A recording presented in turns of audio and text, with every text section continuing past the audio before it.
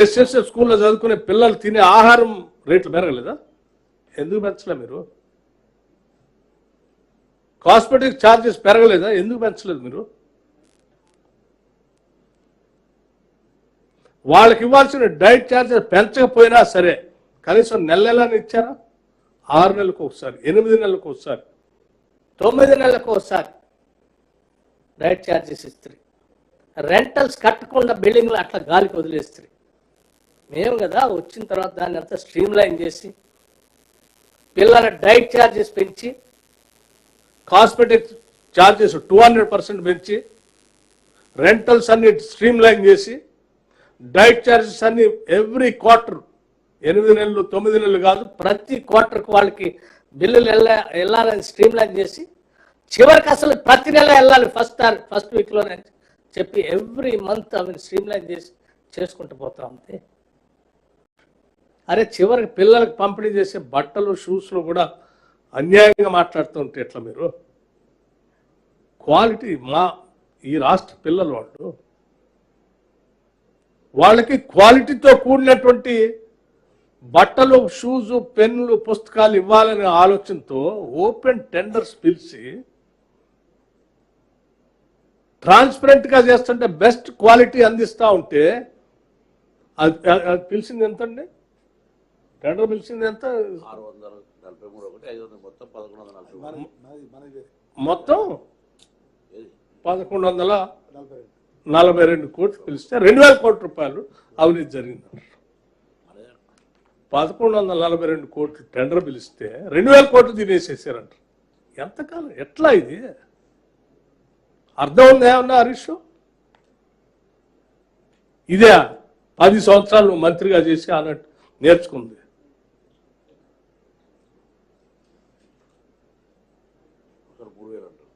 ఒకసారి 3000 అంటారు. ఏం పొన్నం ప్రభాకర్ ఏమన్నా అమాయకుడా? లేకపోతే లక్ష్మణ్ కుమార్ గారు ఏమన్నా అమాయకుడా?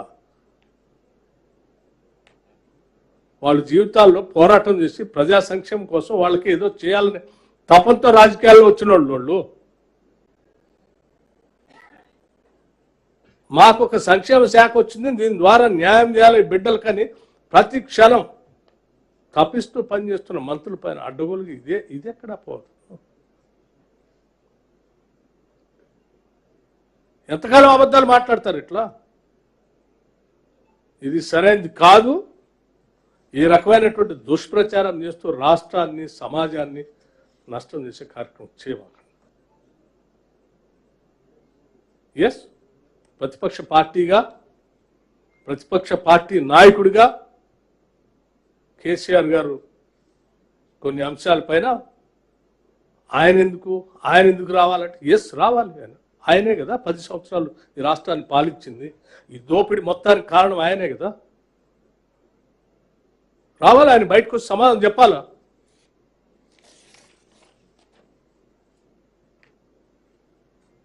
సమాధానం చెప్పాలా? చర్చలో ఉండాలి. ఇవన్నీ వాస్తవాలా కాదని చెప్పాలి. చేసినప్పుడు ఆయన రాడు, మేము వస్తాం అంటే ఎందుకు? నువ్వు వచ్చి ఏం చేస్తావు? మీకున్నది ఏంది, చేసేది ఏంది? మీరు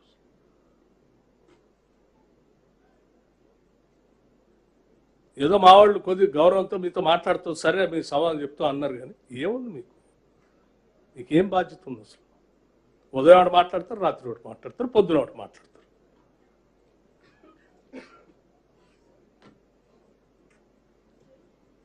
ప్రజా జీవితంలో ఉన్నప్పుడు కొంచెం నిబద్ధతతో, పద్ధతితో ప్రజలు గమనిస్తూ ఉన్నారు.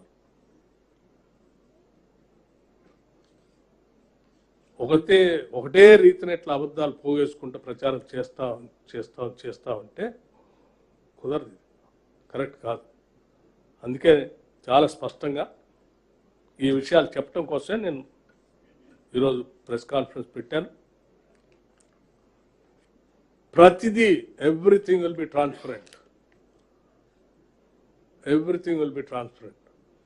ఇదే కంప్యూటరైజ్డ్ ఏజ్. ఇది ఏ అప్పు దాయటానికి లేదు, పెంచడానికి లేదు, తగ్గించడానికి. Everything is computerised.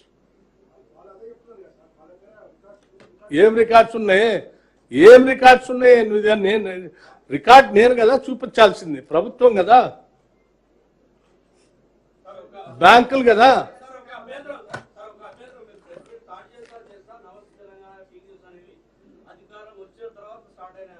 ఏమండి ఏంటది? అసలు నేను నీ పేరే ఎత్తలేదు. టీవీ న్యూస్ అని నేను ఎప్పుడు అన్నాను? టీవీ న్యూస్ ఏంది ఇప్పుడు? కాదు, అది ఆ పేరు మీరు పెట్టుకున్నది. దాన్ని నేనేం చేయను.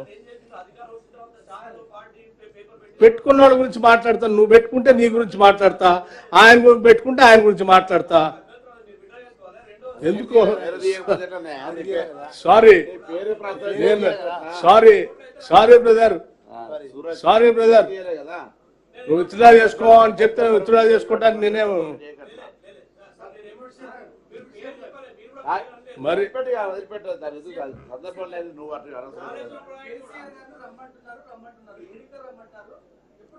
అసెంబ్లీకి రావాలి కదా ప్రతిపక్ష నాయకుడిగా. నేను రాలే. Not even one day, not even one day. Let him go and check my attendance register as CLP leader, opposition leader. ఒక్కరోజు కూడా నేను మిస్ కాలేదు అసెంబ్లీకి. ఎవరి స్థాయి, ఎవరి స్థాయి? నీ స్థాయి నీ పుట్టుకతో తెలుస్తా, నీ ఉద్యోగంతో తెలుస్తుందా? ఎవరి స్థాయి? నీ పాత్రతో తెలుస్తుంది. ఓకే, నీ పుట్టుకతో కాదు. ఏంటన్నా నీ స్థాయి? ఏంటి నీ స్థాయి? నువ్వు పోషించే పాత్రతో నీ స్థాయి తెలుస్తుంది. నువ్వు ప్రతిపక్ష నాయకుడు కాబట్టి నీ ప్రతిపక్ష నాయకుడిగా ఉంటావు.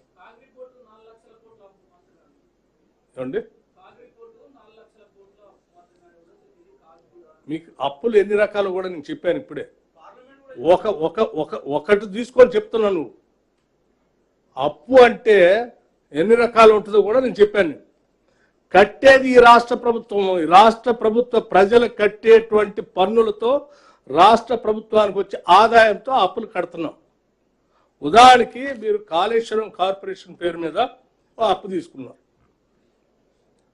ఏం చెప్పారు మీరు? బ్యాంకులకేను మిగతా వాళ్ళకి మేము ఇది రైతుల దగ్గర డబ్బులు వసూలు చేసి కాళేశ్వరం కార్పొరేషన్ కడుతుంది, ప్రభుత్వాన్ని ఒట్టి గ్యారెంటీ మాత్రమే అడుగుతున్నాం, ఇవ్వండి అని ఇచ్చి తీసుకున్నారు.